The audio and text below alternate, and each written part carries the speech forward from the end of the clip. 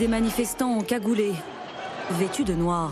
Les casseurs, comme on disait dans les années 70, les black blocs, comme on dit aujourd'hui, les antifas. Ce sont des révolutionnaires professionnels, un peu la milice de Jean-Luc Mélenchon, ça fonctionne comme ça. Ne cherchez plus les black blocs dans les rues, ils sont désormais à l'Assemblée nationale, au fond, à gauche toute. C'est exactement le même fonctionnement que les hooligans. Revêtent des vêtements noirs, se dissimulent le visage et commettent des exactions. Agressent les commerçants, les commerces. Commencent à pourrir tout et à casser et à attaquer les flics et à risquer de tuer. Ils sont vraiment dangereux pour les manifestants, pour tout le monde. Ils n'ont rien à faire dans un pays démocratique et qu'il faut absolument les réprimer, mais sévèrement. Est-ce qu'on traite une manifestation de Black Blocs comme on traite une manifestation de lycéens? Nous ne sommes pas assez répressifs avec eux. C'est quand même désespérant. J'aurais pu faire cette vidéo en 2015, lors de la COP21, en 2016, lors des mobilisations contre la loi travail, ou en 2019, lors des Gilets jaunes, et elle aurait eu encore une espèce d'utilité, puisque visiblement en 2023, la plupart des médias ne savent toujours pas correctement parler du phénomène du Black Bloc. Quelle indignité. Non, vous savez, le Black Bloc, ces personnes habillées en noir qui se regroupent en masse compacte dans les manifestations. Un phénomène qu'on va avoir tendance à présenter comme une réunion de délinquants violents qui souhaitent juste casser du mobilier urbain ou se battre avec les policiers. Comme ça, sans aucune explication rationnelle. Et quand on va leur accorder des motivations politiques plus précises, ce sera pour agiter le spectre d'un anarchisme chaotique et antidémocratique. Mais si on s'intéresse un peu plus à qui sont les gens qui constituent le Black Bloc, au sens qu'ils donnent à leurs actions et à l'histoire de cette tactique, on ne va pas avoir exactement le même récit. Et c'est ce que propose de faire l'autrice Camille Filarich dans ce petit mais fascinant ouvrage Black Bloc, histoire d'une tactique, publié en 2022 aux éditions Excès. Le but de l'autrice est de retracer une histoire globale du phénomène Black Bloc et de comprendre de manière sérieuse son évolution et sa diffusion. Je vais vous en résumer les grandes lignes, mais franchement, si vous en avez l'occasion, allez le lire. Il y a plein de détails et de subtilités dont je parlerai pas ici, donc franchement, foncez.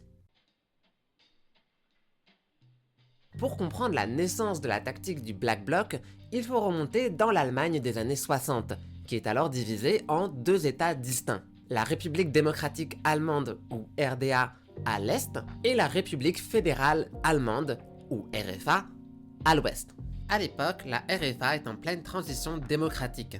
Le pays est alors gouverné par une grande coalition entre la droite libérale chrétienne et des socialistes du SPD qui préparent le tournant néolibéral de l'économie, mais aussi l'intégration d'un état d'urgence dans la Constitution. Les limitations des libertés individuelles qui seraient permises par l'état d'urgence s'inscrivent dans un contexte de guerre froide et d'alignement sécuritaire avec les autres voisins de l'Allemagne, notamment la France, qui vient d'introduire cette possibilité pour écraser les révoltes anticoloniales en Algérie. Mais dans le contexte d'après-guerre, c'est vraiment étrange, mais les Allemands ils sont pas trop chauds pour qu'on intègre un état d'urgence dans la Constitution. Et donc pendant toutes les années 60, le pays connaît une forte mobilisation de l'opposition de gauche contre ce projet de réforme. Ces mobilisations font l'objet d'une répression policière croissante qui va atteindre son paroxysme lorsque la police abat un étudiant en 1967 lors d'une manifestation contre la visite du Shah d'Iran. Sans surprise, le mouvement étudiant se durcit et déclenche une véritable guérilla urbaine, marquée par plusieurs incendies à Berlin en 68. Et du coup, ça a donné une bonne excuse au gouvernement pour justement mettre en place cet état d'urgence attentatoire aux libertés individuelles. C'est dans ce contexte qu'on va voir se former de petits groupes d'opposants politiques étudiants qu'on va appeler Sponti. Ces groupes vont être fortement inspirés par le maoïsme, l'autonomisme italien et le spontanéisme. Le spontanéisme est un principe selon lequel la révolution sociale peut et doit se produire spontanément par le bas, par la classe ouvrière elle-même, sans l'aide ou la direction d'un parti d'avant-garde. Si cette idée était profondément rejetée par le courant marxiste-léniniste, elle trouve un certain écho auprès des tendances marxistes-libertaires des années 60. Et donc, les Sponti vont se mettre à investir massivement des squats, principalement dans les centres urbains du nord de la RFA, dans un contexte de crise du logement. Il s'agit de créer des lieux d'émancipation et d'opposition à la logique capitaliste du gouvernement de coalition en organisant une vie communautaire en dehors de tout cadre légal. C'est un réseau fluide et mobile, il n'y a aucune structure formellement établie, ce qui le rend d'ailleurs très difficile à démanteler d'un point de vue juridique. Et dans le nouveau cadre sécuritaire qui s'installe en Allemagne de l'Ouest, l'anonymat est de plus en plus un enjeu pour les luttes sociales. Ainsi, les Sponti vont prendre l'habitude de faire leurs actions à visage couvert et vont adopter des formes d'organisation très décentralisées pour ne laisser aucune trace. Mais dans les années 70, les Sponti vont faire l'objet d'une répression pénale et policière de plus en plus forte. Suite aux attentats de la fraction Armée Rouge, une organisation marxiste connue pour ses tactiques d'action directe violentes, c'est l'ensemble de la gauche extra-parlementaire qui se retrouve dans le viseur de la police et des renseignements intérieurs. L'état d'urgence est déclaré à l'automne 77. Soupçonnés à tort de complicité avec des groupes terroristes, les Sponti doivent faire face aux descentes de plus en plus nombreuses des forces de l'ordre dans leurs squats. Mais contrairement à la fraction Armée Rouge, les Sponti, ils ne sont pas armés et ils ne revendiquent pas d'idéologie offensive. Et donc ils vont principalement résister grâce à des barricades défensives. On va pas se mentir, la fin des années 70 en Allemagne de l'Ouest, c'est un peu la merde. On est en plein état d'urgence, les socialistes ont été totalement absorbés par les institutions, le parti communiste a été dissous depuis 1956, et les mouvements extra-parlementaires sont affaiblis par les mesures sécuritaires et le climat anticommuniste. Et tout ça favorise un retour des mouvements d'extrême droite et nazis. Dans ce contexte, toute une partie de la gauche extra-parlementaire allemande qui a été marquée par les expériences de lutte des Sponti va se rediriger sur un terrain de lutte historique, l'antifascisme. Cette recomposition de l'espace politique de gauche suite aux événements de 77 intervient en même temps que le développement du mouvement écologiste allemand, engagé dans une double lutte politique antinucléaire et anti-impérialiste, toujours dans un contexte de guerre froide. Dans les années 80, autonomistes, antifascistes et écologistes vont lutter ensemble sur de nombreux fronts. Les autonomes vont ainsi contribuer à occuper des terrains, bloquer des voies de transport et compromettre la construction de travaux visant à construire des sites de lancement nucléaires.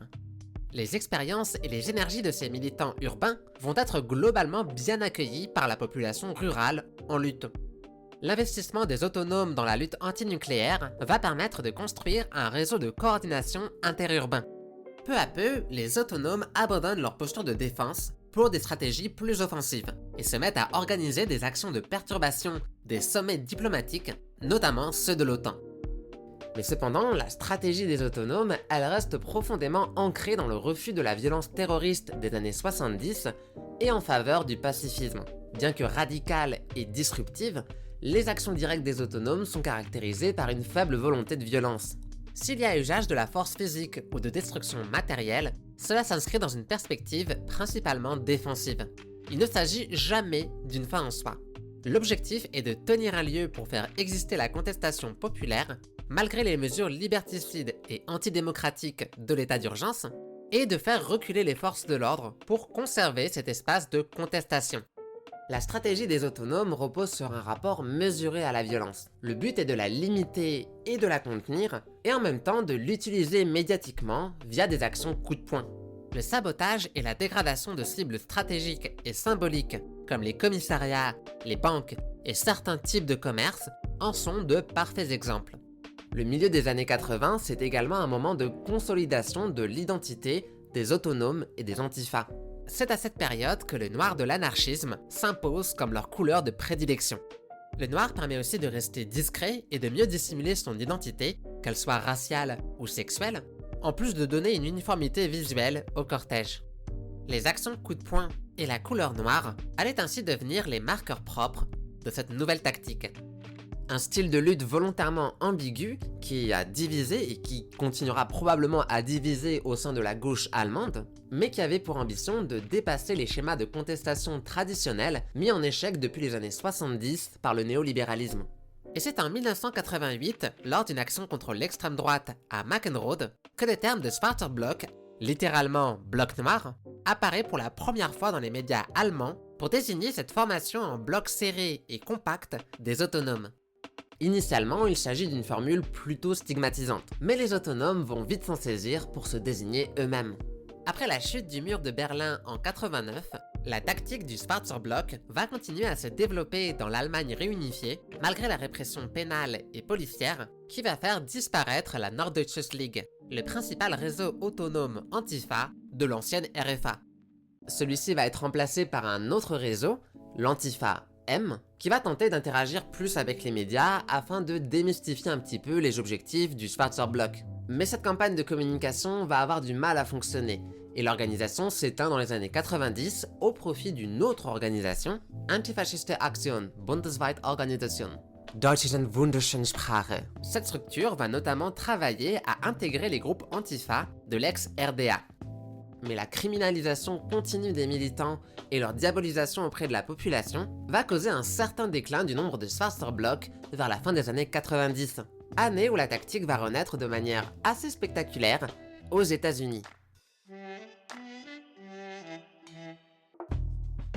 En effet, devenus hégémoniques après la chute du mur et l'effondrement de l'URSS, les États-Unis deviennent le centre des attentions protestataires contre la mondialisation néolibérale et constituent un espace qui devient favorable à la diffusion de la tactique du Schwarzer Bloc sous sa traduction anglaise de Black Bloc.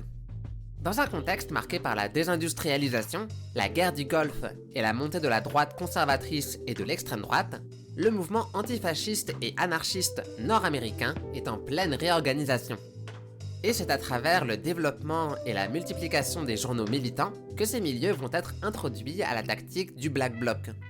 Comme c'était le cas dans l'Allemagne de l'Ouest des années 70, cette tactique est vite perçue comme un moyen de dépasser les limites du militantisme traditionnel de gauche, de renouveler les formes de contestation et de se prémunir contre les répressions administratives et policières.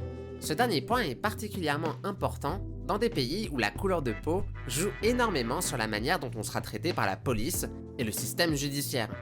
La tactique du Black Bloc constitue une opportunité de rassembler les mouvements anti-autoritaires racisés avec les milieux anarchistes, majoritairement composés de personnes blanches, éduquées et relativement aisées.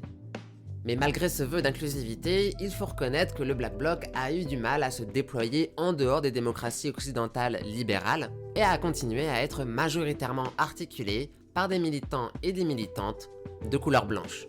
Toujours est-il que le début des années 90 voit l'apparition de Black Bloc dans plusieurs manifestations et actions protestataires, que ce soit pour s'opposer à la guerre du Golfe ou à la signature de l'accord de libre-échange nord-américain. On est encore face à un phénomène timide et qui réunit beaucoup moins de personnes qu'en Allemagne. C'est ridicule, c'est pathétique. C'est pathétique, mais tu t'es déjà regardé, tu te crois malin parce que tu parles allemand. Mais petit à petit, la sauce commence à prendre et on observe une convergence entre les anarchistes et toute une partie du mouvement altermondialiste. Les nouvelles technologies de l'information et de la communication vont jouer un rôle déterminant dans le développement de réseaux d'échange d'informations et de coordination. On peut citer le réseau d'action antiraciste entre le Canada, les États-Unis et le Mexique, ou encore la plateforme numérique Indymedia. Ces réseaux vont permettre de préparer les actions de protestation en vue du sommet de l'Organisation mondiale du commerce à Seattle en 1999.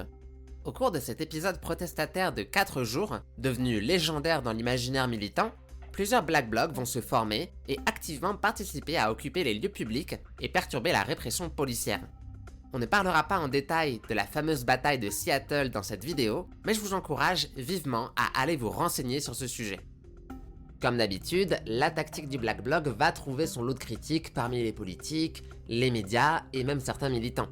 Néanmoins, l'absence flagrante de dialogue démocratique lors du sommet de Seattle a permis à beaucoup de personnes de reconsidérer leur avis sur cette tactique et comprendre que face à l'ordre néolibéral, il était possible d'envisager un recours ciblé à la violence et à la force. Et surtout que la plus grande violence n'est peut-être pas à chercher du côté des Black Blocs, mais plutôt des élites dirigeantes, bourgeoises et capitalistes.